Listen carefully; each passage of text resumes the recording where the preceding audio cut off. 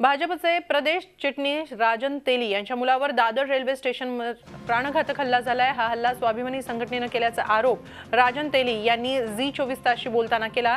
तर या हल्ल्याशी आपला काहीही संबंध नसल्याचं सांगत काँग्रेस आमदार नितेश राणे यांनी आरोप फेटाळून लावलेत। दादर स्टेशनच्या प्लॅटफॉर्म नंबर 5 वर कणकवलीला जाणाऱ्या कोकण कन्या एक्सप्रेसच्या A1 बोगीमध्ये ही धक्कादायक घटना घडली।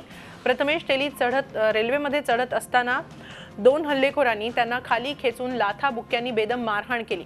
हल्लेखोरांनी प्रथमेश यांना चालत्या रेल्वेखाली ढकलण्याचाही प्रयत्न केला, मात्र त्यांनी आरडाओरडा केल्यामुळे सुदैवाने घटनास्थळी गर्दी जमली आणि त्यांची सुटका झाली।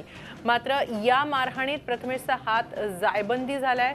दोन हल्लेखोरांपैकी एकाला पकडण्यात पोलिसांना यश आले तर दुसरा आरोपी फरार झालाय। अटकेत असलेल्या आरोपीचं नाव प्रवीण खरात असून तो चेंबूरचा रहिवासी आहे। मारहाणीची दृश्य सीसीटीव्ही कॅमेऱ्यात कैद झाली आहेत। राजकारणापासून अलिप्त असणाऱ्या आणि राजन तेलींचा व्यवसाय सांभाळणाऱ्या प्रथमेशवरील या प्राणघातक हल्ल्यामुळे सिंधुदुर्गात खळबळ माजली। राजन तेली आणि नितेश राणेंनी झी 24 तासला काही वेळापूर्वी फोनवरून दिलेल्या या प्रतिक्रिया पाहूया।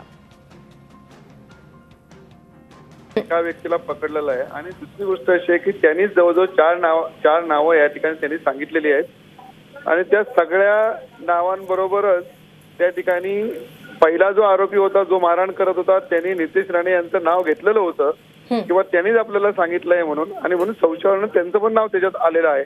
या सगळ्या गोष्टीचा पोलिसांनी या ठिकाणी योग्य तो तपास करावा अशा प्रकारची विनंती पोलिसांनी आम्ही केलेली आहे। यापूर्वी सुद्धा 5 वर्षापूर्वी अशाच प्रकारचा त्याच तारीखला सिडनॅम कॉलेजच्या समोर असा हल्ला झालेला होता। त्यात काही स्वाभिमानची नावं पण त्या ठिकाणी पुढे त्या ठिकाणी आलेली होती, त्याच्यात पण हात त्यांचा त्या ठिकाणी होता। आम्ही अशी विनंती केलेली आहे पोलिसांना किंवा आता मी उद्या मुख्यमंत्र्यांना भेटा त्यांना विनंती करणार आहे की या सगळ्या घटनेची चौकशी या ठिकाणी आपण करावी, कारण प्रथमेशनी कुठल्याही राजकारणामध्ये नाही आहे। मी भारतीय जनता पक्षामध्ये प्रवेश केल्यानंतरच या सगळ्या अडचणी त्या लोकांना वाटायला सुरुवात झालेली आहे।